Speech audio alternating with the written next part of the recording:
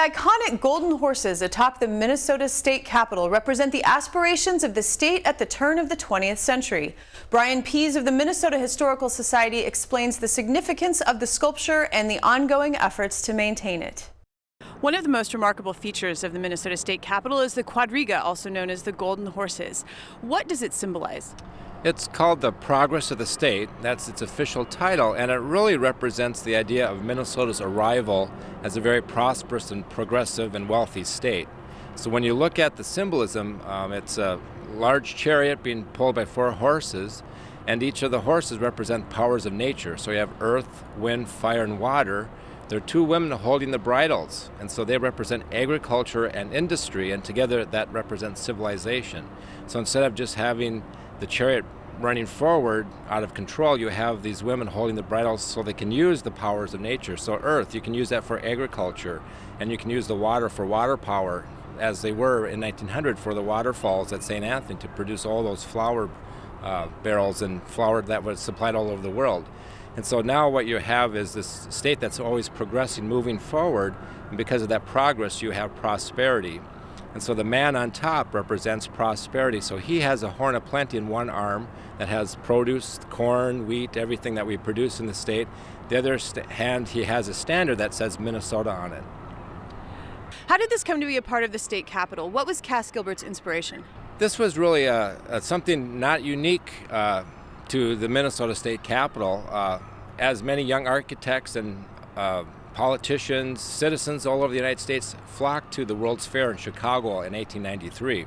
That was often called the White City because they're trying to recreate these Italian Renaissance buildings which were made of white marble back in Italy in the Renaissance period. So they, as a young architect, Gilbert saw a statue very similar to this one done by the same artist, Daniel Chester French.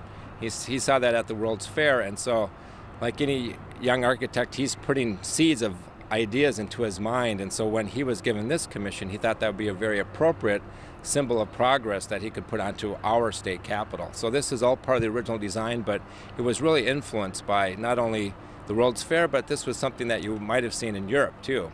And he did travel through Europe as a young man as well. To your knowledge, are there any other state capitals that have such a prominent feature like our quadriga? No, we're the only state capitol that does have a prominent quadriga statuary like this.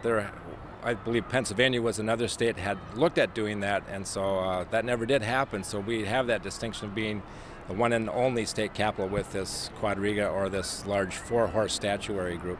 Now, you mentioned gold leaf, and I understand that all of the goldness on that is from gold leaf, and our Minnesota climate is not friendly to such delicacy. So how often does it have to be redone, and what's the process, and when was it last redone? Yeah, it's about every 10 years you have to reapply a new layer of gold leaf. And what happens is, and in particular with this statue, it's a copper statue. So the horses, the figures are all hollow, hammered copper sheets, and the wheels and the chariot are made of sheet metal. And so what they do is they put an adhesive. First they put a primer on top of the copper, and then they put an adhesive, which is called a sizing, and then they apply the gold leaf to that sizing, and that's how it fixes itself to the statue. But as you get, dust storms, there's abrasion that takes place. Hail will nick and chip away some of that gold leaf. So every 20 years you pretty much have to replace that gold leaf. And what we've done in the past is we have had a conservator come here every year to do some touch-up as needed. But it's one of those things. It's a pretty important thing to do because there's so much of the artisanship that's involved, so you want to do the best job possible. In the 1940s it was done, in 1979 it was done. 1994 it was actually physically taken off the roof for a complete restoration. And so they took apart every statue, put new support systems inside the horses and the man and the women statues and so forth.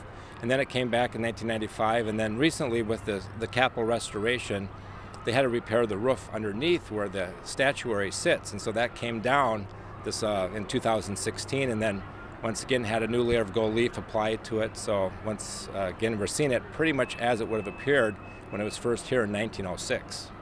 How popular is the quadriga on the Minnesota State Historical Society tours? It's always one of the big questions we get at the information center is, are we going to see the horses, or can I see the gold horses?